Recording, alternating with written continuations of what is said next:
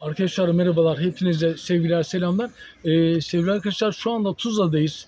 Türkiye'nin çok sevdiği sanatçı Güllü hanımefendinin defil törenindeyiz. Fakat maalesef buradaki insanlar çekim yapmamıza izin vermedi. Güllü hanımefendinin bütün Türkiye'deki ve dünyadaki sevenler için çekim yapacaktık. Fakat buradaki insanlar çekim yapmamıza izin vermediği için maalesef sizler için çekim yapamadık. Çok kısıtlı çekim yaptık. Şimdi bunları sizler için yayınlayacağım. Buradan Güllü hanımefendiye Allah'tan gani gani rahmet diliyoruz. Başta çocuklar olmak üzere bütün sevenlerine başsağlığı ve sabırlar diyoruz. Sevgili arkadaşlar, işte burada gerçekten çok üzerimize baskı oldu. Kavga, dövüş gibi şeyler de oldu.